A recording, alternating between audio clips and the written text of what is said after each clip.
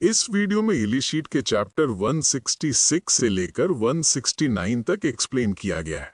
अगर इसके पहले के वीडियो नहीं देखे हो तो कमेंट बॉक्स में प्लेलिस्ट का लिंक है, जाकर देख सकते हो। चैप्टर शुरू होता है और कर्टन बोलता है, इस बिल्डिंग में जितने भी लोग हैं यहाँ से निकल जाओ, मेरे को लोगों से दिक्कत होती है। इतना बोलकर वो रूम के अंदर चला जाता है और अपनी कैट फॉर्म में आ जाता है। केडन पूछता है, तू इसको कैट फॉर्म में क्यों हील कर रहा है? कर्टन बोलता है, ये ट्रेनिंग का पार्ट है। मैं देखना चाहता हूँ कि एनिमल की बॉडी में ट्रीटमेंट करके क्या रिजल्ट आएगा। वैसे जब तक मैं उसको हील कर रहा हूँ तू मेरे को बाहर करना, और हाँ, जैसी मेरा काम खत्म हो जाए तो मुझे वो स्किल सिखा देना। खेडन कहता है, हाँ यार, सिखा दूंगा। सीन शिफ्ट होता है और ईसोल बोलती है, मुझे विश्वास नहीं हो रहा कि कर्टन मेरे दूरी को हील कर रहे हैं। मैं होप करती हूँ कि उसकी आंख ठीक हो जाए। जीव कहता है, कर्टन ने बोला है वो कर देंगे, इसलिए तुम चिंता मत करो। ये सुनकर ईसोल खुश हो जाती है। फिर पूछती है, वैसे वो दूरी को क्यों हील कर रहे हैं? वो तो जल्दी किसी को भी ट्रीटमेंट नहीं देते हैं। जीव बोलता है, वो इसलिए क्योंकि कर्टन को एनिमल काफी ज्यादा पसंद है। मिस सोच को बोलती है, मुझे समझ नहीं आ रहा कि मिस्टर कर्टन हील क्यों कर रहे हैं। उनको अपनी आउटस्टैंडिंग हीलिंग एबिलिटी के लिए जाना जाता है। वो जब तक खुद ना चाहे तब तक वो किसी को हील नहीं करते हैं, भले ही सामने वाला मरी क्यों ना रहा हो। क्या वो ये सब ड्यूक की वजह से कर रहे हैं? सीन शिफ्ट होता और ड्यूक पूछता है, क्या केन भी हार गया है? आर्थर कहता है, हाँ, मैंने उसकी कॉम्बैट स्किल्स तो देखी थी, पर पता नहीं था कि जियो का एनिमल कम्युनिकेशन स्किल्स में भी काफी ज्यादा अच्छा है। ड्यूक पूछता है, इसका मतलब तो उसने एक ही दिन में 2 फाइट की थी ना?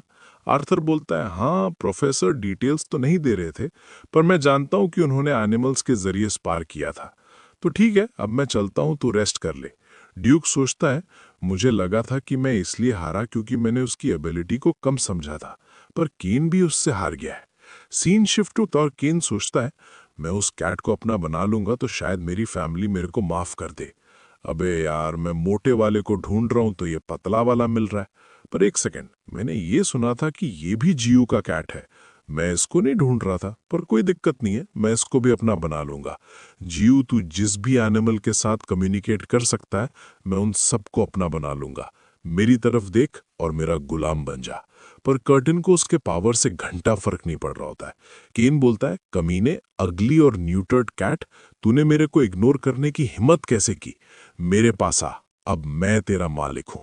तभी कर्टन उसके चेहरे पे काफी सारे पंच मार देता है और बोलता है, इसकी माँ का भरोसा मेरे को न्यूटर्ड बोल रहा था। सीन शिफ्ट होता और इन्यूक बोलता है कि केन को शॉर्ट टर्म मेमोरी लॉस हो गया है। पिंक बाल पूछता है, शॉर्ट टर्म मेमोरी लॉस? ये सब अचानक से कैसे हो गया? इन्यूक कहता है, लगता है लास्ट मैच हारने की वजह से उसको काफी बड़ा शॉक लगा है।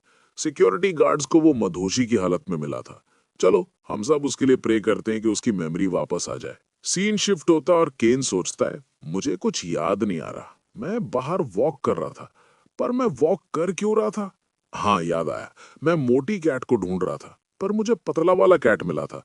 पर उसके बाद क्या हुआ मुझे याद नहीं आ रहा है।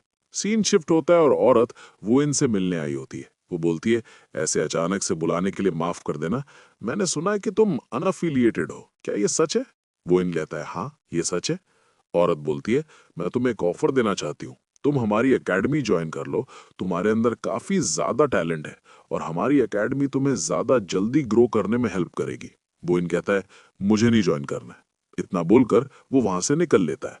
औरत कहती है, मुझे विश्वास नहीं हो रहा है कि इसने हमारे ऑफर को रिजेक्ट कर दिया है। हम वो इनसे नेक्स्ट प्लान के अकॉर्डिंग डील करेंगे।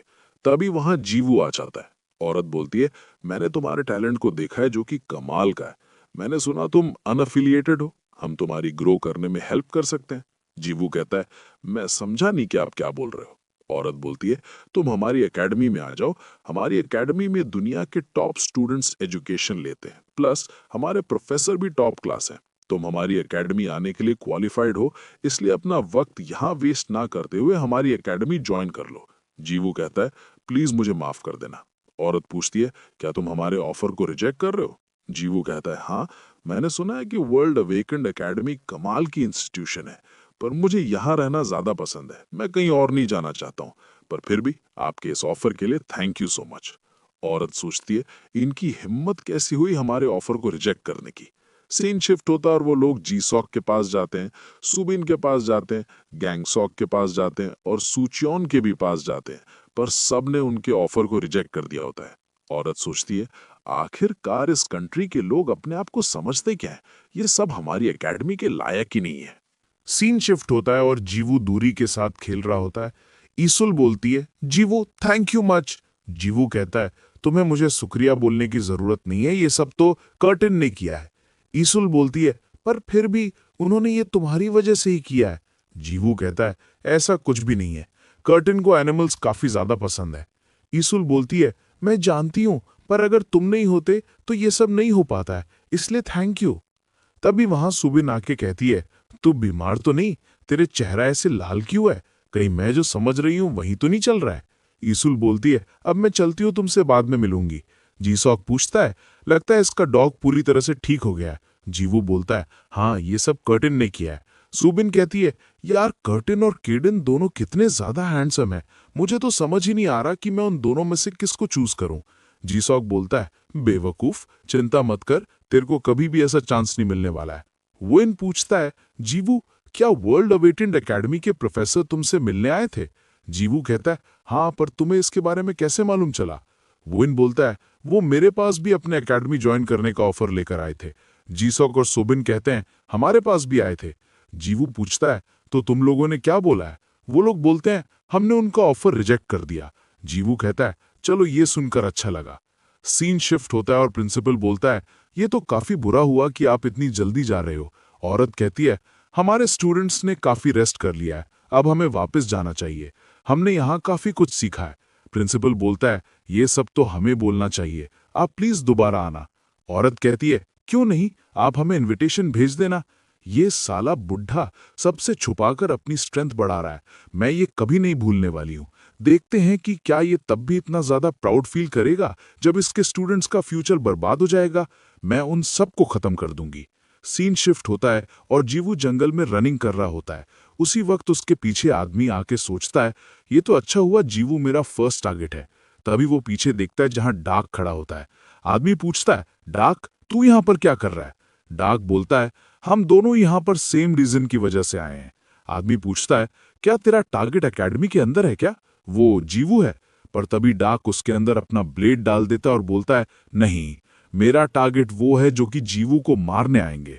आदमी अटैक करता है, पर डाक उसके सामने से गायब हो जाता है और फिर कहता है, अब जब तू प्रोफेसर बन गया तो तू असैसिनेशन के काम में बेकार हो गया है।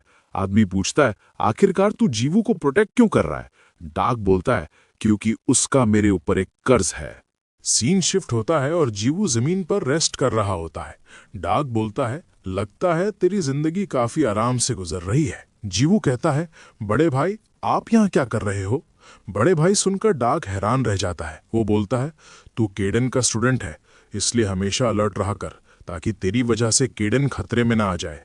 अभी ज्यादा लोगों को मालूम नहीं है कि तू केडन का स्टूडेंट है, पर जैसे ही मालूम चलेगा तो और लोग आएंगे, प्लस अभी वर्ल्ड अवेकेंड एकेडमी वाले भी तेरे पे नजर रखेंगे। जीवू पूछता है, तो मैं क्या करूं जिससे केडन खतरे में ना पड़े? डाक कहता है, स्ट्रांग बन, इतना स्ट्रांग बन जा कि दुनिया को बता पाए कि तू केडन का स्टूडेंट है। जीवू बोलता है, ठीक है, मैं पूरी कोशिश करूंगा ताकि आपको भी चिंता ना करनी पड़े। डाक कहता है, मैंने अपना डेट रीपे कर दिया है। इतना बोलकर वो वहां से चला जाता है। सीन शिफ्ट होता है और केडन पूछता है, क्या डाक तुझसे मिलने आया था? कर्टन बोलता है, डाक तो एक असैसिन है ना, वो जीवू से मिलने क्यों आया था? केडन कहता है, उसके और जीवू के बीच कुछ हुआ था, वैसे वो तेरे से मिलने क्यों आया था? जीवू बोलता है, डाक ने बोला कि मैं स्ट्रांग बनूं, इतना स्ट्रांग कि सबको बता सकूं कि मैं आपका स्टूडेंट हूं।